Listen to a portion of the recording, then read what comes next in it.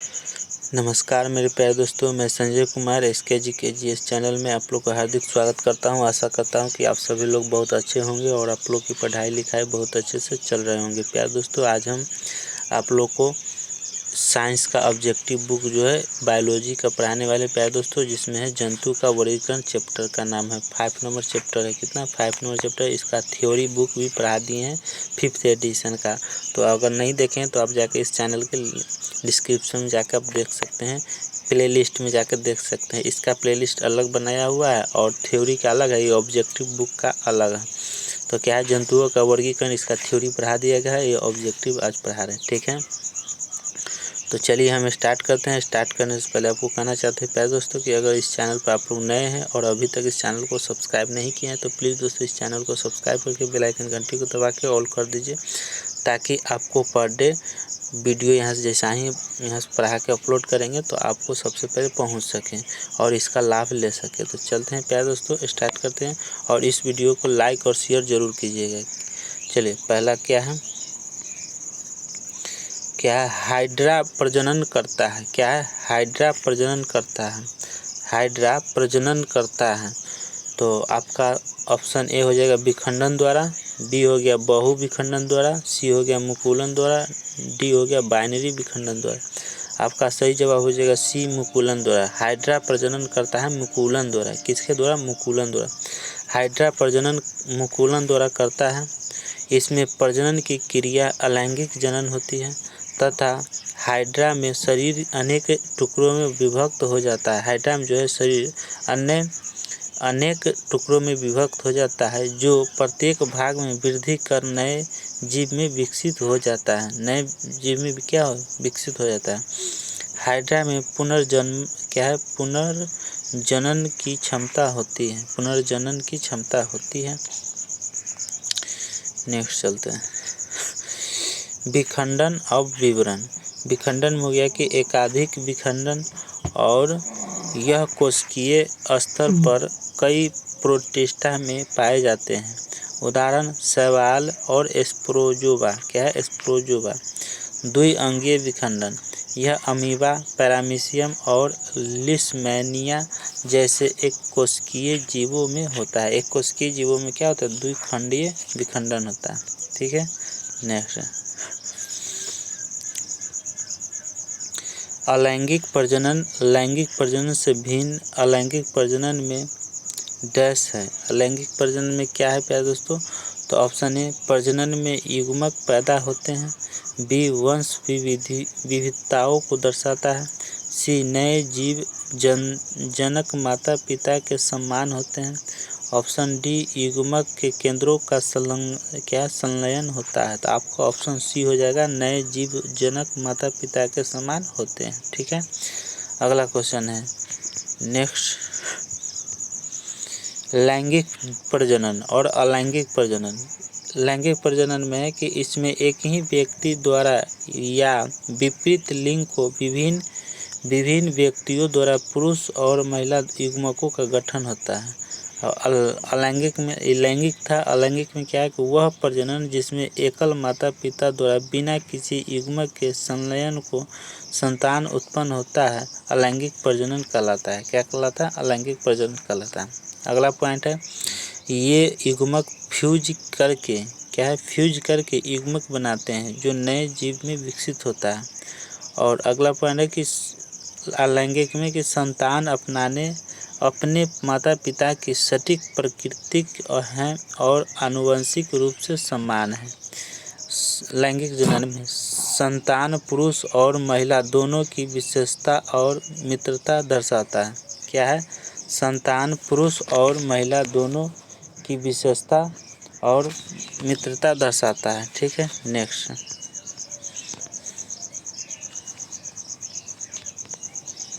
अगला, निम्न में से कौन सा जीव पुनर्जनन और मुकुलन द्वारा प्रजनन कर सकता है।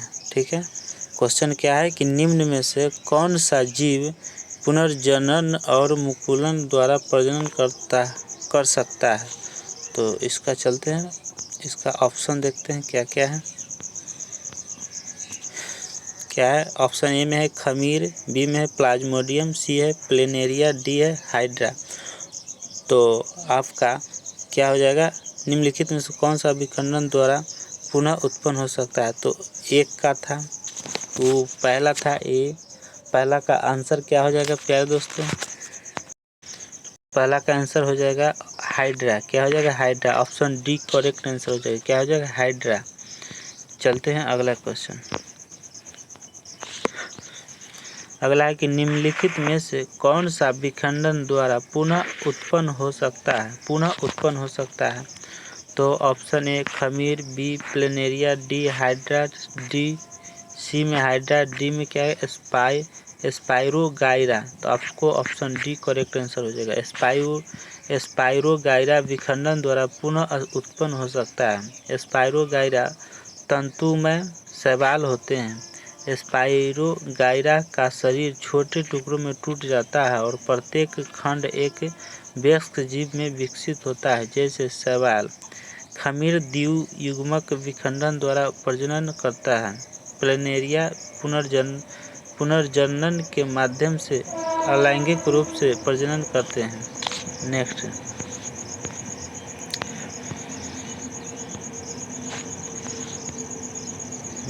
Question number 2।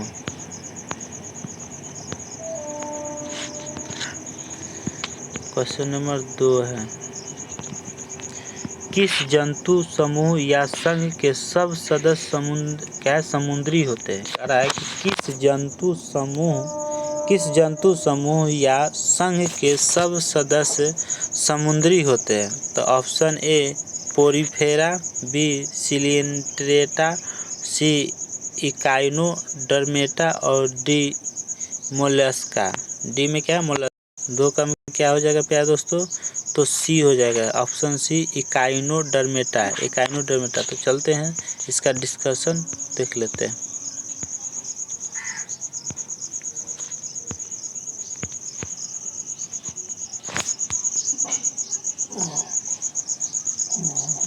चलिए 2 का सी है।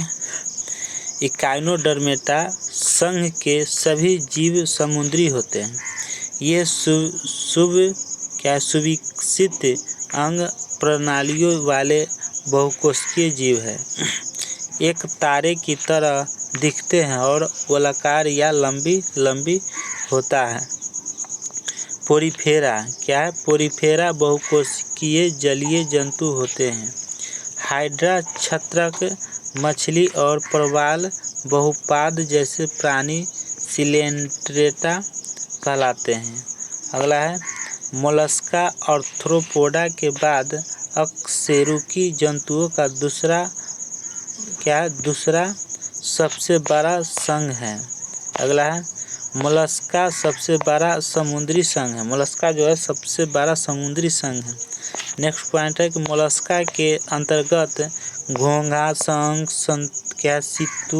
सितुआ आते हैं। मोलस्का के अंतर्गत कौन कौन आता है, तो घोंघा आता है, शंख, सितुआ और सतुआ आता है और ऑक्टोपस आते हैं। ठीक है। अगला मोलस्का में वाह्य कंकाल उपस्थित होता है। वाह्य कंकाल जो है उपस्थित होता है। अगला पॉइंट है मोलस्का बहुकोशिकीय होता है। मोलस्का जो होता है बहुकोशिकीय होता है। चलते हैं तीसरा नंबर पॉइंट पे।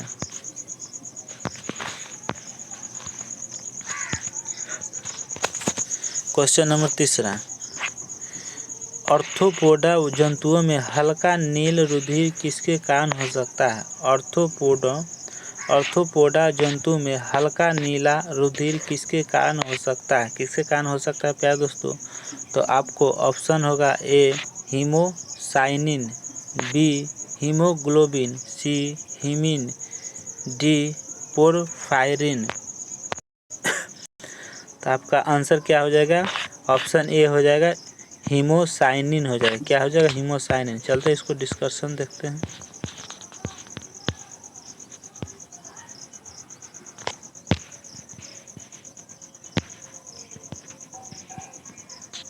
चलिए क्या है तीसरा का, तीसरा में है कि ऑर्थोपोडा जंतुओं में हल्का नीला रुधिर हीमोसाइनिन के कारण होता है। किसके? हीमोसाइनिन के कारण होता है। अगला पॉइंट है कि हीमोसाइनिन एक प्रकार का प्रोटीन होता है। हीमोसाइनिन जो है एक प्रकार का क्या होता है प्यारे दोस्तों? तो प्रोटीन होता है। नेक्स्ट, जिससे इनका रुधिर नीला होता है, जैसे कॉकरोच, मकड़ी, बिच्छू, ककड़ा आदि। ये सब क्या है? इनका रुधिर जो है नीला होता है। नीला होता है किसको? कॉकरोच का, मकड़ी का, बिच्छू का, ककड़ा का आदि। ठीक है। नेक्स्ट, इनमें ऑक्सीजन का परिवहन एक नली द्वारा होता है। इनमें जो है जैसे बिच्छू हो गया, ककड़ा हो गया, कॉकरोच हो गया, मकड़ी हो गया, ककड़ा हो गया, ये सब क्या है? इसमें जो है ऑक्सीजन का परिवहन एक नली द्वारा होता है। किसके द्वारा? एक नली द्वारा होता है। चलते हैं 4 नंबर क्वेश्चन। चलिए 4 नंबर क्वेश्चन पर आ गए हैं। अमीबा में किस प्रकार का अलैंगिक प्रजनन होता है? अमीबा में जो है किस प्रकार का अलैंगिक प्रजनन होता है? तो ऑप्शन ए में है बीजाणु या स्पोर गठन द्वारा, बी में हो गया बाइनरी विखंडन द्वारा, सी में हो गया वनस्पति वंश वृद्धि द्वारा, डी में हो गया बंडिंग। तो आपका सही जवाब हो जाएगा बी, बाइनरी विखंडन द्वारा होता है। ठीक है। अमीबा में किस प्रकार का अलैंगिक प्रजनन होता है? तो बाइनरी विखंडन द्वारा होता है। 4 का क्या होगा देखते हैं। 4 का हो जाएगा प्यारे दोस्तों, चलिए 4 का देखते हैं।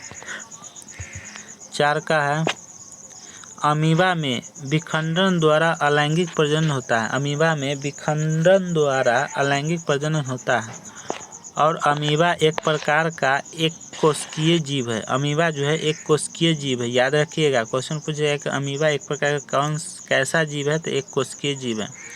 यह अपने आकार को बदलने की क्षमता रखता है। अमीबा जो है पल पल में अपना आकार जो है चेंज करते रहता है ना। मुख्य रूप से अस्यूडोपोडस क्या है? अस्यूडोपोडस है। क्या है प्यारे दोस्तों? तो अस्यूडोपोडस को बढ़ाने और खींचने के द्वारा क्या ना, मुख्य रूप से अस्यूडोपोडस को बढ़ाने और खींचने के द्वारा किया जाता है। ठीक है। अगला है बाइनरी विखंडन आमतौर पर अनुकूल परिस्थितियों यानी प्रचुर खाद्य सामग्री की उपलब्धता के दौरान जीवों द्वारा किया जाता है। किसके द्वारा? जीवों द्वारा किया जाता है। ठीक है। 4 का हो गया आपका। 4 का क्या हो गया प्यारे दोस्तों? डिस्कशन हो गया। चलते हैं क्वेश्चन नंबर 5 पे। क्वेश्चन नंबर 5, चलिए 5 नंबर में क्या है? कथन ए अमीबा विखंडन द्वारा जनन करता है। अमीबा जो है विखंडन द्वारा जनन करता है। कारण क्या कारण है? कथन में कह रहा है कि अमीबा विखंडन द्वारा जनन करता है। तो कारण क्या है? सभी एक कोशिकीय जीव अलैंगिक विधियों से जनन करते हैं। क्या? सभी एक कोशिकीय जीव अलैंगिक विधि से जनन करते हैं। तो क्या हो जाएगा? ऑप्शन ए में हो जाएगा ए और आर दोनों सही है और आर ए का सही स्पष्टीकरण नहीं है। ए और आर दोनों सही है और आर जो है ए का सही स्पष्टीकरण नहीं है। ए और आर दोनों सही है परंतु आर ए का सही स्पष्टीकरण नहीं है। सी में हो गया ए सही है परंतु आर गलत है। डी में ए गलत है परंतु आर सही है। ठीक है। तो आपका 5 का सही आंसर क्या हो जाएगा प्यारे दोस्तों? 5 का हो जाएगा आपको सही आंसर हो जाएगा ऑप्शन ए हो जाएगा। ए और आर दोनों सही हैं। क्या? दोनों सही है। अमीबा विखंडन द्वारा जनन करता है, सही बात है। कारण सभी एक कोशिकीय जीव अलैंगिक विधियों से जनन करते हैं, बिल्कुल सही है। लेकिन आर ए का सही स्पष्टीकरण नहीं करता है। आर जो है ए का सही स्पष्टीकरण नहीं करता है। ठीक है। चलिए क्वेश्चन नंबर 5 का डिस्कशन। 5 का डिस्कशन आ गया।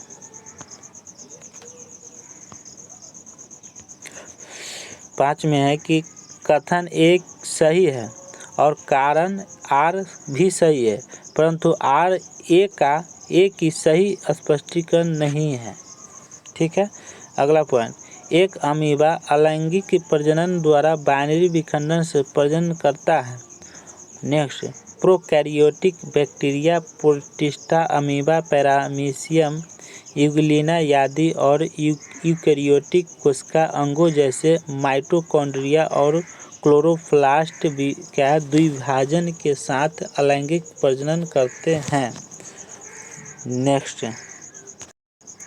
क्वेश्चन नंबर 6, कौन से सेट के जंतु एक ही वर्ग के हैं? कौन से सेट के जंतु एक ही वर्ग के हैं? एक ही वर्ग के हैं तो ऑप्शन है हाइड्रा, जेलीफिश, क्रेफिश, चमगादड़, कबूतर, व्हेल, मकड़ी, बिच्छू, सतपाद और व्हेल, ओटर, कंगारू। कह रहा है कौन से सेट के जंतु एक ही वर्ग के हैं? हाइड्रा, जेलीफिश, क्रेफिश, चमगादड़, कबूतर, व्हेल, मकड़ी, बिच्छू, सतपाद, व्हेल, ओटर, कंगारू। कौन सा है प्यारे दोस्तों? कौन सा हो जाएगा प्यारे दोस्तों? तो आपका सही जवाब हो जाएगा ऑप्शन डी हो जाएगा, व्हेल, ओटर, कंगारू। व्हेल, ओटर, कंगारू हो जाएगा। चलते हैं इसका डिस्कशन करने। 6 का डिस्कशन क्या है कि डी हो जाएगा आंसर। व्हेल, ओटर और कंगारू एक ही वर्ग के हैं। ये सभी अंडा देने वाले स्तनपायी है। ये सब जो है व्हेल जो है अंडा देता है, ओटर और कंगारू एक ही वर्ग के है और ये सब अंडे देने वाले है ना है। कंगारू ऑस्ट्रेलिया में पाए जाने वाला एक स्तनधारी पशु है। ओटर उप प्रजाति के मांसाहारी स्तनपायी है। व्हेल समुद्र में रहने वाला एक स्तनधारी प्राणी है और यह सभी स्तनधारियों की तरह सांस वायु में ले सकते हैं। स्तनधारियों की तरह क्या है? सांस वायु में ले सकते हैं। ठीक है। 7 नंबर क्वेश्चन। चलिए 7 नंबर में क्या है? जुगनू होता है एक ग्रुप डी में पूछा गया है। जुगनू होता है एक मोलस्का, कीट, कृमि, सूत्रकृमि। तो आपका आंसर हो जाएगा बी, कीट के कारण। क्या होता है? कीट। इसमें आंसर भी दिया हुआ है। ठीक है। 7 का क्या है? ये क्वेश्चन अलग है। 7 का क्या हो जाएगा? 7 का यहाँ हो गया, 7 नंबर का बी हो गया। क्या हो गया? 7 नंबर का बी हो गया। जुगुन एक कीट होता है। इनके पंख होते हैं। जुगुन का क्या होता है प्यारे दोस्तों? इनके पंख होते हैं। ठीक है। ये जीवदीप्त उत्पन्न करके अपने मंगी को आकृष्ट करते हैं या दूसरे जानवर को शिकार करने के लिए इसका प्रयोग करते हैं। अगला पॉइंट है कि इनके द्वारा उत्पन्न प्रकाश पीला, हरा, लाल आदि हो सकता है। ठीक है। चलते हैं क्वेश्चन नंबर 8 है। क्वेश्चन नंबर 8 से पहले एक और क्वेश्चन है कि निम्नलिखित जानवरों में से कौन सा सरीसृप वर्ग से संबंधित नहीं है? मगरमच्छ, मेढक, सांप, कछुआ। कौन सा नहीं है? तो मेढक नहीं है। मगरमच्छ है, सांप है, कछुआ है, लेकिन मेढक नहीं है। मेढक सरीसृप वर्ग से संबंधित नहीं है। सरीसृप वर्ग के जीवित सदस्य में सांप, छिपकली, घड़ियाल, मगरमच्छ, कछुआ तथा टोस्टा है। और विलुप्त प्राणियों में जैसे डायनासोर और इख्थियोसौर आते हैं। मेढक उभयचर वर्ग के अंतर्गत आता है। मेढक जो है उभयचर वर्ग से अंतर्गत आता है। मेढक में 3 हृदय कक्ष होते हैं, 3 चैम्बर होते हैं। ठीक है। अपवाद में सरीसृप के अंतर्गत घड़ियाल, मगरमच्छ में 4 हृदय कक्ष होते हैं। घड़ियाल और मगरमच्छ में कितने? 4 चैम्बर होते हैं। ठीक है। चलिए क्वेश्चन नंबर 8 पे चलते हैं।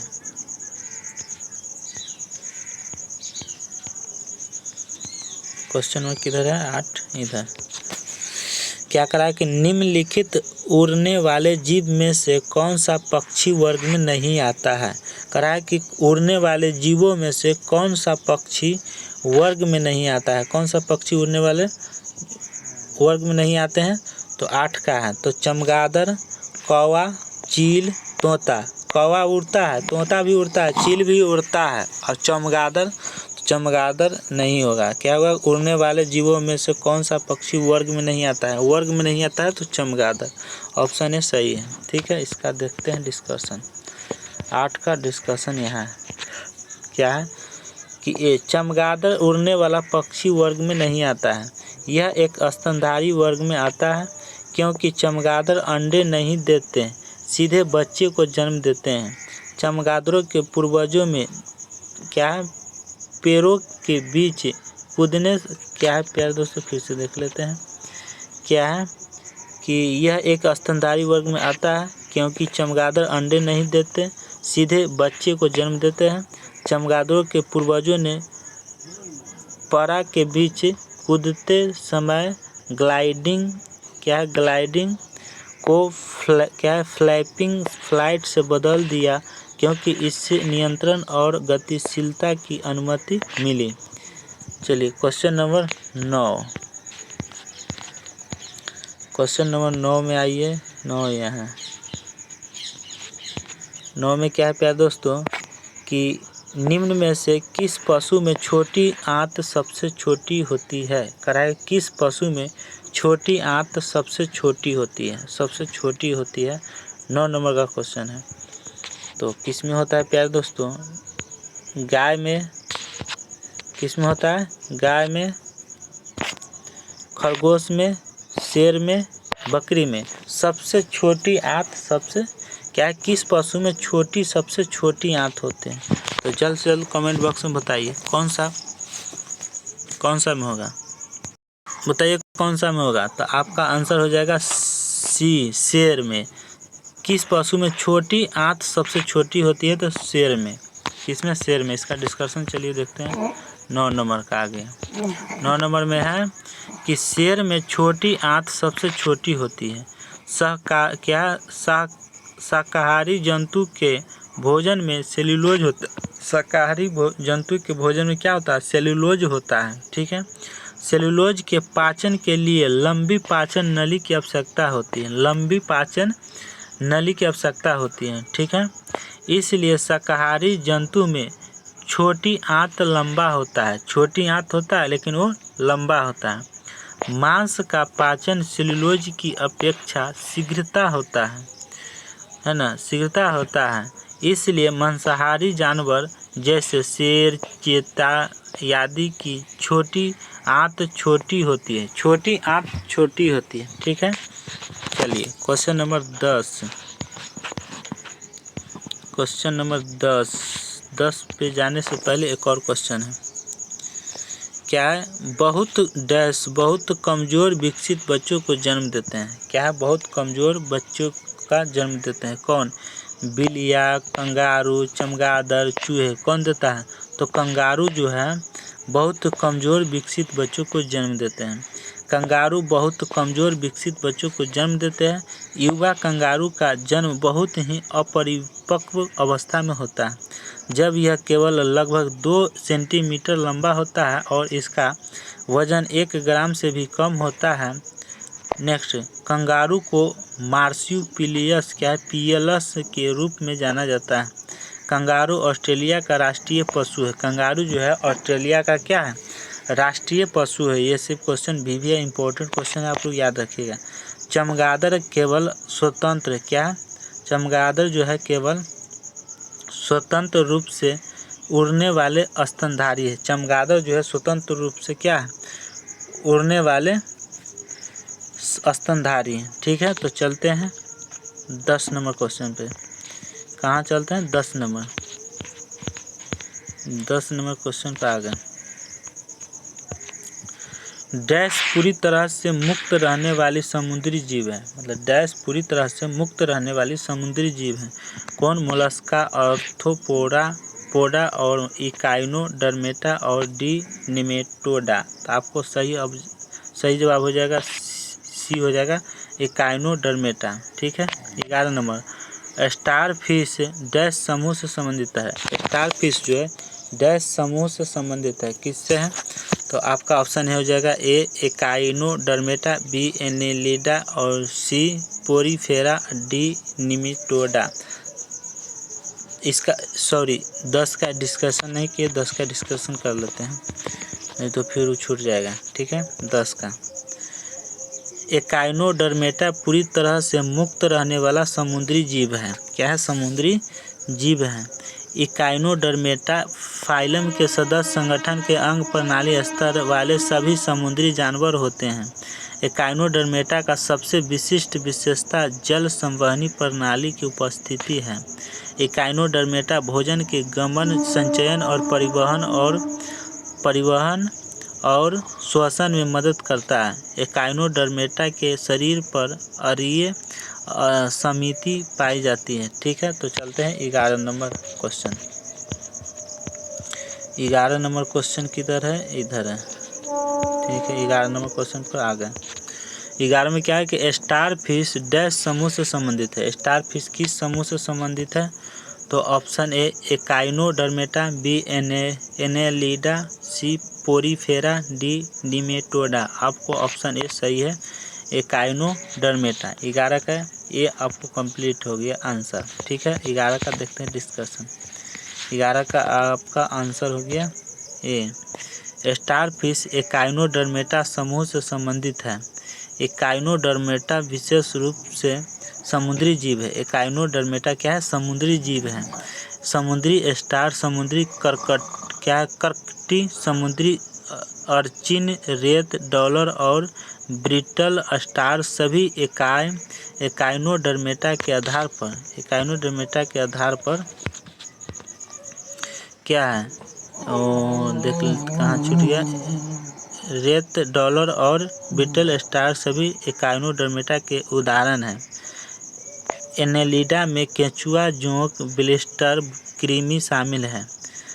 पोरीफेरा में छिद्र वाले जीव शामिल है। उदाहरण साइकोन, यूस्पंजिया और स्पंजिला।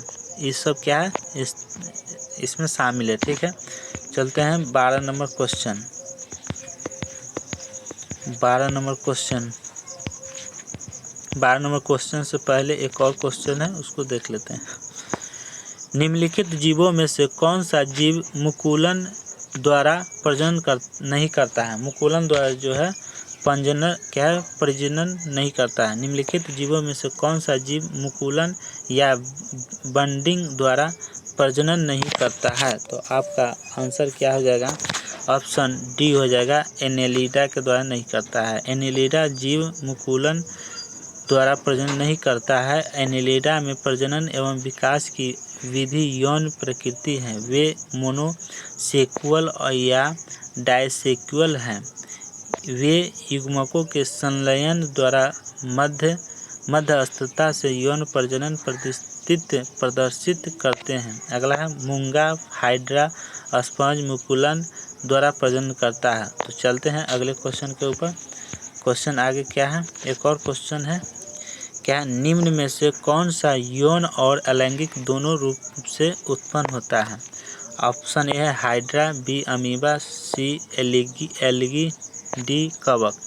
कौन सा हो जाएगा? ऑप्शन ए हो जाएगा हाइड्रा। कौन यौन और अलैंगिक दोनों रूप से उत्पन्न होता है? तो एलगी। हाइड्रा होगा। ऑप्शन ए हाइड्रा यौन और अलैंगिक दोनों रूप से उत्पन्न होता है। हाइड्रा बहुकोशिकीय जीव है जो ताजे पानी में रहते हैं। हाइड्रा संघ नाइडेरिया के सदस्य हैं और अरीय समिति रखते हैं। क्या? समिति रखते हैं। अलैंगिक प्रजनन में युग्मकों का संलयन नहीं होता है।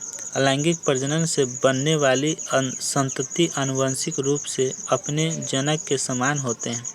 लैंगिक प्रजनन में युग्मज बनाने के लिए नर और मादा युग्मक का संलयन होता है। अगला है लैंगिक प्रजनन में युग्मज बनाने के नर और मादा युग्मक का क्या संलयन होता है। तो चलते हैं अगले क्वेश्चन 12 नंबर क्वेश्चन है कि निम्नलिखित में से कौन निम्नलिखित में से कोई एक क्या है, एनेलिडा प्रणाली नहीं है। एनेलिडा प्रणाली नहीं है तो कौन है, नेरिस, बी केंचुआ, सी जोंक, डी अर्चिन। तो आपका सही जवाब हो जाएगा डी अर्चिन हो जाएगा। क्या हो जाएगा, अर्चिन हो जाएगा। 12 का डी, 12 का किधर है, 12 का डी, 12 का क्या हो गया, डी हो गया। नेरिस, केंचुआ और जोंक एनेलिडा प्रणाली है। फाइलम का नाम लैटिन शब्द एनेलस से लिया गया है जिसका अर्थ एक छोटा वलय। एनेलिडा संघ के जंतु अपने आवास में अन्य प्रजातियों के साथ परजीवी और सहभोजी सहजीवी दिखाते हैं। संघ एनेलिडा में लगभग 16,500 प्रजातियों का वर्णन किया गया है। एनेलिडा शरीर की सतह के माध्यम से विसरण द्वारा श्वसन करते हैं। चलिए अब चलते हैं 13 नंबर क्वेश्चन है। 13 नंबर, उस विकल्प का चयन कीजिए जो अलैंगिक प्रजनन से संबंधित स्तंभ 1 स्तंभ 2 से सम्मिलित रूप को दर्शाता है। क्या सम्मिलित रूप को दर्शाता है, तो कौन हो जाएगा, ऑप्शन ए लिस्मेनिया, पुनर्जनन, ईस्ट द्विखंडन, सी प्लाज्मोडियम बहुखंडन, हाइड्रा मुकुलन। तो कौन कौन होगा, मिलान करते हैं। तो ए का लिस्मेनिया का हो जाएगा द्विखंडन, बी हो जाएगा ईस्ट का हो जाएगा फोर मुकुलन हो जाएगा। ईस्ट क्या है, मुकुलन है। और सी प्लाज्मोडियम हो जाएगा, प्लाज्मोडियम हो गया बहुखंडन, सी का 3 हो जाएगा। और हाइड्रा का हो जाएगा पुनर्जनन, क्या हुआ, पुनर्जनन। तो डी का हो जाएगा 1। तो चलते हैं देखते हैं 13 नंबर का। तो क्या होगा, आंसर इसका क्या हो जाएगा, ए हो जाएगा। क्या, ए हो जाएगा। 13 का ए, 13 का ए क्या हो गया, ए हो गया। लिस्मेनिया द्विविखंडन है। क्या है, लिस्मेनिया द्विविखंडन है। ईस्ट मुकुलन है, प्लाज्मोडियम बहुविखंडन है, हाइड्रा पुनर्जनन है। तो 13 का आप लोग देख लिए। तो प्यारे दोस्तों, इस चैप्टर का ख़त्म हो गया। अब चलते हैं अगले चैप्टर में। अगला क्वेश्चन है प्यारे दोस्तों 14 नंबर, डैश के प्राणी अगतिशील होते हैं। क्या, अगतिशील होते हैं। डैश के प्राणी अगतिशील होते हैं। आरआरबी एनटीपीसी 2017 में क्वेश्चन पूछा गया। क्या है, ऑप्शन ए पोरीफेरा, सिलेंट्रेटा, प्लेटीहेल्थमीज और नोमेटोडा। तो आपका सही जवाब हो जाएगा ऑप्शन ए, क्या हो जाएगा, पोरीफेरा हो जाएगा। क्या हो जाएगा, पोरीफेरा हो जाएगा। डैश के प्राणी अगतिशील होते हैं, तो पोरीफेरा के प्राणी अगतिशील होते हैं। तो 14 का देखते हैं क्या है। तो 14 का आ जाइए, 14 नंबर। चलिए 14 नंबर है ए, पोरीफेरा के प्राणी अगतिशील होते हैं। पोरीफेरा संघ के जंतु का शारीरिक संगठन कोशिकीय स्तर का होता है।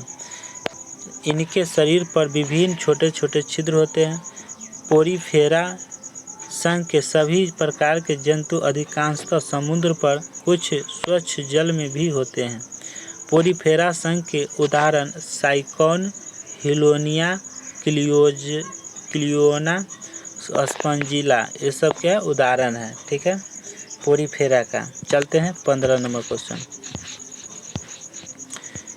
15 नंबर से पहले एक और क्वेश्चन है कि निम्न में से कौन सा जानवर अपना लिंग बदल सकता है, अपना लिंग जो है बदल सकता है। तो कौन है, प्लेनेरिया, अमीबा, एस्केरिस और डी होगा स्नैल, घोंघा। स्नैल मतलब घोंघा होता है। आपको सही जवाब डी हो जाएगा, स्नैल। घोंघा अपना लिंग बदल सकता है। जब 2 घोंघे अलग हो जाते हैं तो प्रत्येक घोंघे के अंडे दूसरे घोंघे के शुक्राणु द्वारा निषेचित होते हैं। घोंघे साथी के साथ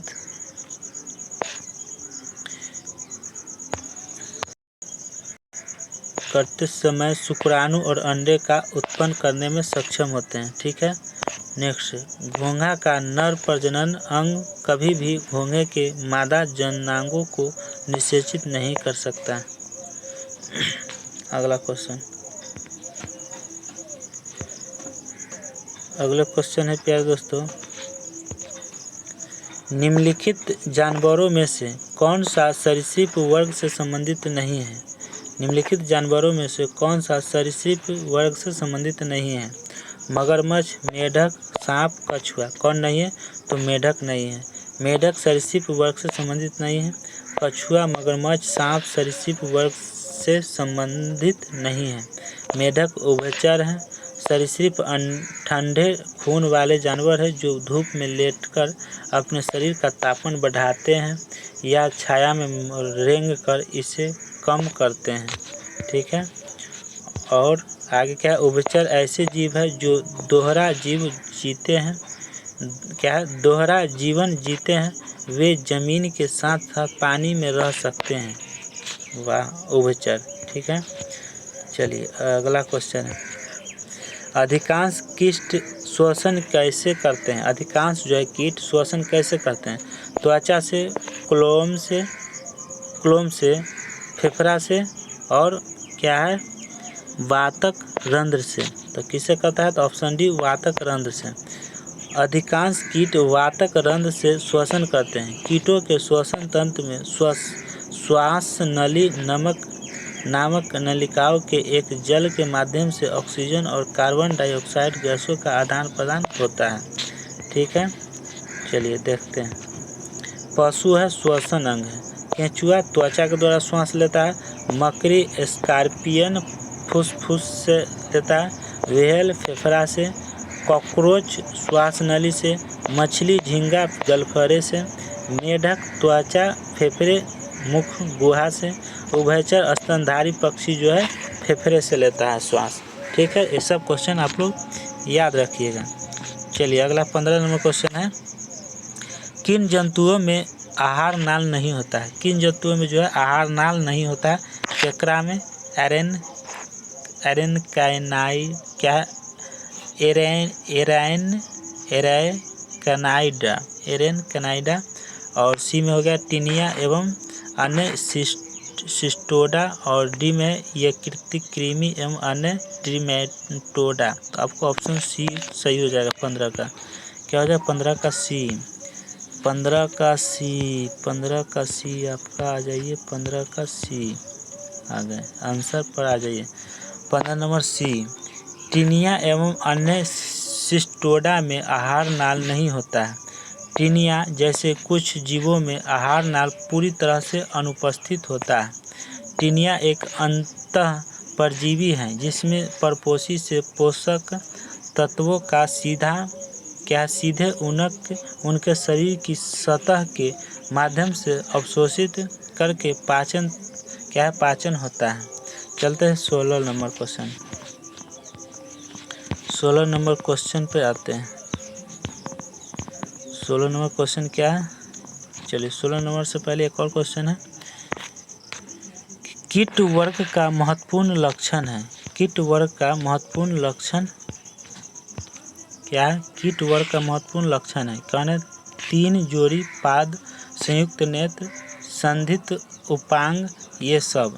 आपका ऑप्शन डी हो जाएगा, तीनों हो जाएगा। ठीक है। कीट वर्ग का महत्वपूर्ण लक्षण 3 जोड़ी पाद, संयुक्त नेत्र और संधि उपांग, ये सभी हैं। कीट प्रायः छोटे रेंगने वाले खंडों में विभाजित शरीर और बहुत सी टांगें वाला एक प्राणी है। नेक्स्ट, कीट वर्ग में एपिस मधुमक्खी, बॉबिक्स रेशम कीट, लैसिफर लाख कीट, रोग वाहक कीट, एनाफिलीज, क्यूलेक्स तथा एडिज मच्छर आदि आते हैं। ठीक है। नेक्स्ट क्वेश्चन, अगला है, नेक्स्ट एक सेकेंड क्या था? चलिए अगला क्वेश्चन, डैश एक बहुकोशिकीय जीव, डैश एक क्या है? बहुकोशिकीय जीव है। क्या है? एगोरिकस, साइनोबैक्टीरिया, माइकोप्लाज्मा, डी पैरामीशियम। तो आपका आंसर हो जाएगा ए, एरिकस एक बहुकोशिकीय जीव है। बहुकोशिकीय जीव वह होता है जिसमें एक से अधिक कोशिकाएं होते हैं। बिना दूरबीन के दिख सकने वाला लगभग सभी जीव बहुकोशिकीय होते हैं। बिना दूरबीन के दिख सकने वाला, दिखाई देने वाला है ना, दिख सकने वाला लगभग सभी जीव जो है बहुकोशिकीय होते हैं, इतना याद रखिएगा, ठीक है। सभी बहुकोशिकीय जीव कोशिकाओं और ऊतकों की वृद्धि और रख रखाव और सुधार के लिए कोशिका विभाजन का उपयोग करते हैं। उदाहरण मनुष्य, पौधे, पशु, पक्षी और कीड़े, ये सब क्या है, बहुकोशिकीय जीव होते हैं, ठीक है। चलिए अगला क्वेश्चन नेक्स्ट है कि निम्नलिखित जानवरों में से कौन सा ट्रिप्लोप्लास्टिक नहीं है। ट्रिप्लोप्लास्टिक नहीं है। जेलीफिश, एस्केरिस, केंचुआ और प्लेनेरियन। क्या है, प्लेनेरियन। आपका सही जवाब ए हो जाएगा, जेलीफिश। जेलीफिश ट्रिप्लोप्लास्टिक नहीं है। जेलीफिश फाइलम से संबंधित है। एक जानवर को ट्रिप्लोप्लास्टिक कहा जाता है जिनके भ्रूण पर तीसरी जनन परत यानी मेसोडर्म होती है। एक जानवर डिप्लोप्लास्टिक तब कहा जाता है तब जब कोशिकाओं के दो भ्रूण परतों यानी बाहरी परत एक्टोडर्म और आंतरिक परत एंडोडर्म में व्यवस्थित किया जाता है। चलिए क्वेश्चन नंबर अगला 16 क्या है प्यारे दोस्तों, 16। चलिए 16 का क्या है, किनमें शरीर संयुक्त होता है। किनमें शरीर संयुक्त होता है। आपका ऑप्शन है सिलेंट्रेटा, बी पोरीफेरा, सी मोलस्का, डी एनेलिडा। आपका सही जवाब डी हो जाएगा, एनेलिडा हो जाएगा। 16 का देख लेते हैं क्या आंसर इसका डिस्कशन है। चलिए देखिए, डी हो गया, एनेलिडा संघ के जीव का शरीर संयुक्त होता है। एनेलिडा संघ के जीव का शरीर प्रायः लंबा और पतला होता है। ये जल या गीली मिट्टी में पाए जाते हैं। इनका शरीर लचीला, कोमल, द्विपार्श्वीय एवं त्रिस्तरीय होता है। केंचुआ, जोंक, नेरिस इसके प्रमुख उदाहरण हैं, ठीक है। चलते हैं 17 नंबर क्वेश्चन पे। चलिए 17 नंबर में क्या है प्यारे दोस्तों, 17 नंबर में क्वेश्चन में क्या है, मोती का उत्पादन करने वाला जंतु किस संघ में आते हैं। मोती का उत्पादन करने वाले जंतु किस संघ में आते हैं। आर्थ्रोपोडा में, मोलस्का में, एनेलिडा में, नाइडेरिया में। तो आपका सही जवाब क्या हो जाएगा, 17 का क्या आंसर होगा प्यारे दोस्तों। 17 का आपका मोती का उत्पादन करने वाला जंतु किस संघ में आते हैं। तो किस संघ में आते हैं प्यारे दोस्तों, तो आर्थ्रोपोडा क्या है, आर्थ्रोपोडा, मोलस्का, एनेलिडा और नाइडेरिया। तो आपका सही जवाब मोलस्का हो जाएगा। क्या, मोलस्का, ऑप्शन बी। 17 क्या हो जाएगा, बी हो जाएगा। चलिए देखते हैं,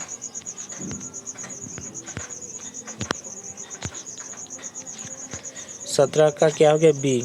मोती का उत्पादन करने वाले जंतु मोलस्का संघ में आते हैं। घोंघा नामक एक जंतु जिसे मोलस्का कहते हैं, यह विभिन्न रम्मी के मोती रम्मा के मोती का निर्माण करता है। किसका, तो रम्मा क्या हो जाएगा, रम्मो के मोती का निर्माण करता है। मोती समुद्री कस्तूरी और मीठे पानी की मत्स्य द्वारा एक अड़चन के खिलाफ एक प्राकृतिक बचाव के रूप में बनाए जाते हैं। सबसे मूल्यवान मोती जंगल में खुद उत्पन्न होते हैं, लेकिन यह अत्यंत दुर्लभ होते हैं। मोती सीप और मीठे पानी के संबुक से संबंधित या फार्मी मोती ही वर्तमान में सबसे अधिक बेची जाती है। क्या, फार्मी मोती, ठीक है। तो चलते हैं 18 नंबर क्वेश्चन आ जाइए। 18 में है कि निम्नलिखित जीवों में से कौन सा जीव मुकुलन द्वारा प्रजनन नहीं करता है। मुकुलन द्वारा क्या प्रजनन नहीं करता है, तो कौन नहीं करता है, तो मूंगा, हाइड्रा, स्पंज, एनेलिडा। तो आपका सही जवाब डी हो जाएगा, एनेलिडा। 18 का क्या हो गया, डी। 18 का डी। क्या है, केंचुआ एक कृमि है जो लंबा वर्तुलाकार ताम्र वर्ण का होता है और बरसात के दिनों में गीली मिट्टी पर रेंगता नजर आता है। केंचुआ एनेलिडा संघ का सदस्य है। यह जीव मुकुलन द्वारा प्रजनन नहीं करते हैं। मूंगा और हाइड्रा संघ निडेरिया के सदस्य है, जिसमें अलैंगिक जनन मुकुलन द्वारा होता है। किसके द्वारा? अलैंगिक जो है मुकुलन द्वारा होता है। किसका? केंचुआ का। चलते हैं प्यारे दोस्तों, अगले पॉइंट है। स्पंज संघ पोरीफेरा का सदस्य है। इसमें अलैंगिक जनन मुकुलन या विखंडन द्वारा होता है। केंचुआ में केवल लैंगिक जनन ही पाया जाता है। तो प्यारे दोस्तों यहाँ तक करा दिया गया 19 नंबर में। तो कैसा लग रहा है प्यारे दोस्तों आप लोग क्लास? अगर अच्छा लगा है तो प्लीज़ दोस्तों इस चैनल को सब्सक्राइब करके बेल आइकन घंटे को दबा कर ऑल कर दीजिए और इस वीडियो को लाइक और शेयर कर दीजिए। चलते हैं 19 नंबर क्वेश्चन पे। 19 नंबर किधर है प्यारे दोस्तों? 19 नंबर क्वेश्चन पे आ रहे हैं, ठीक है। 19 नंबर क्वेश्चन